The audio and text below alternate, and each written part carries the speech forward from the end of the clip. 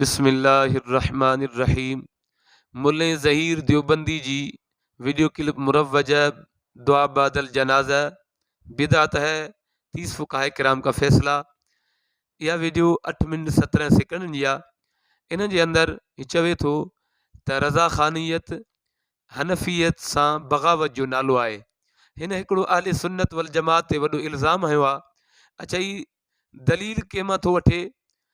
दलील थो ॾिए त हनफ़िन बिरेलविन जो को बि कमु हदीस मां साबित कोन्हे, साहबा जे कौल मां साबित कोन्हे, फ़ुक़हा जे कौल मां साबित कोन्हे।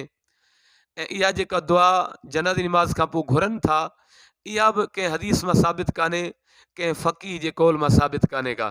चए थो इहो दलील आहे हनफ़िन जी बग़ावत जो, ऐं साबित थियो त रज़ा ख़ानी यानी बिरेलवी हनफ़ियत जा बाग़ी आहिनि।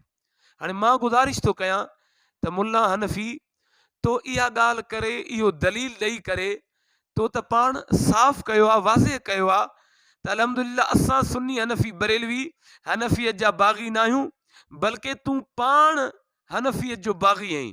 छो जो जंहिं तरीक़े सां तो दलील ॾिनो आहे, तुंहिंजे पंहिंजे मुफ़्ती जी फ़तवा आहे त जेको इन तरीक़े सां दलील वठे उहो ख़ुदि जेको आहे सो सलफ़ी आहे, हनफ़ी कोन्हे।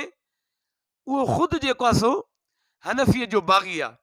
अचो त हाज़िरीन सामईन, मां ख़ुदि उहे इबारतूं पढ़ां जिन मां साबित थिए थो त मौलवी ज़हीर देवबंदी इहो दलील वठी करे ख़ुदि जेको आहे सो सलफ़ी साबित थियो आहे, यानी हनफ़ीअत जो दुश्मन, हनफ़ीअत जो बाग़ी।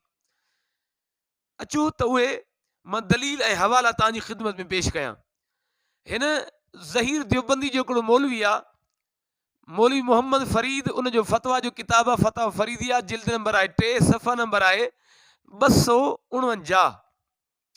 इन सफ़े ते लिखे थो त जेके माण्हू जनाज़े जी निमाज़ खां बाद दुआ घुरण खे मकरूह साबित करण जे लाइ इहो दलील ॾियनि त इहा दुआ पैगंबर अलैहिस्सलाम कान घुरी आहे, इहा दुआ सल्फ़ सालिहीन कान घुरी आहे, इन करे इहा दुआ मकरूह आहे।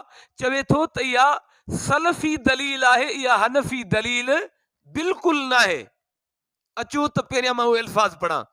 चलो, जो लोग इस दुआ की कराहियत साबित करने के लिए ये दलील लाते हैं कि ये दुआ पैगंबर अलैहिस्सलाम और सल्फ़ सालिहीन ने नहीं की है, तो ये हनफी दलील नहीं है बल्कि सलफ़ी दलील है। चे थो त इन क़िस्म जो दलील ॾियण वारो सलफ़ी आहे, हनफ़ी कोन्हे। इहो दलील सलफ़ी दलील आहे, हनफ़ी दलील कोन्हे। त हाणे मां मुल्ले हनफ़ी खां ज़हीर खां पुछां थो, मुल्ला ॾे ख़बर इन तुंहिंजे मुल्ले जी फ़तवा मुताबिक़ त तूं ख़ुदि तुंहिंजा वॾा हनफ़ियत जा बाग़ी साबित थिया। छो त तूं बि हिन जनाज़े जी निमाज़ खां पोइ दुआ जे मकरूह हुजण ते इन मां दलील थो वठी, इहा ईअं थो चवीं, इहो दलील थो ॾीं त इहा दुआ नबी पाक सल्लल्लाहु अलैहि वसल्लम कान घुरी आहे, सल्फ़ सालिहीन कान घुरी आहे। तूं बि ईअं दलील वठंदो आहीं। त इन तुंहिंजे मुफ़्ती मोहम्मद फ़रीद जे फ़तवा मां त पतो पियो त इन तरीक़े सां दलील वठी तूं पाण सलफ़ी साबित थिए, तूं पाण हनफ़ियत जो दुश्मन साबित थिए, तूं पाण हनफ़ियत जो बाग़ी साबित थिए, तुंहिंजा वॾा साबित थिया। छो जो तुंहिंजो पंहिंजो मुफ़्ती फ़तवा थो ॾे त इन तरीक़े सां दलील वठण इहो सलफ़ी दलील आहे, हनफ़ी दलील कोन्हे। ही ॿियो हवालो बि ॾिस ऐं अखियूं खोल। ही फ़तवा फ़रीदिया, जिल्द नंबर 1, इन जो सफ़ो आहे 333। इन ते बि तुंहिंजे मौलवी मोहम्मद फ़रीद लिखियो आहे त जे कंहिं बि फ़क़ीर जनाज़े जी निमाज़ खां बाद दुआ घुरण जी मकरूह हुजण ते इहो दलील कोन ॾिनो आहे त को इहा दुआ ख़ैरुल कुरून में मामूल न हुई, इन करे ही दुआ मकरूह आहे। छो जो इहो दलील ॾियण त जेका शइ ख़ैरुल कुरून में न हुजे उहा मकरूह नाजाइज़ आहे, इहो सलफ़ी दलील आहे। चवे थो हनफ़ी दलील कोन्हे। अच मां उहे लफ़्ज़ तोखे ॿुधायां। चवे थो नेज़ मख़फ़ी न रहे कि किसी फकीह ने इस कराहियत की दलील जिक्र नहीं की है कि खैरुल कुरून में ये मामूल न था। ये सल्फी दलील है, हनफी दलील नहीं है। चवे तो जेको माण्हू इन जनाज़े जी नमाज खां बाद में दुआ खे मकरूह चवे ऐं दलील इन ॻाल्हि मां वठे त इहा दुआ खैरुल कुरून में कान हुई, इन करे मकरूह आहे। चए थो इहे दलील ॾियणु इहो सलफ़ी दलील आहे, हनफी दलील कोन्हे।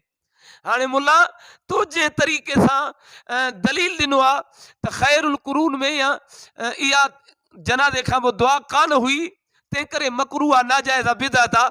त हाणे इहा फतवा ॾेई करे त तूं पाण साबित थिए त तूं पाण हनफीअ जो बाग़ी आहीं तुंहिंजे मुल्ले जी फतवा मुताबिक़।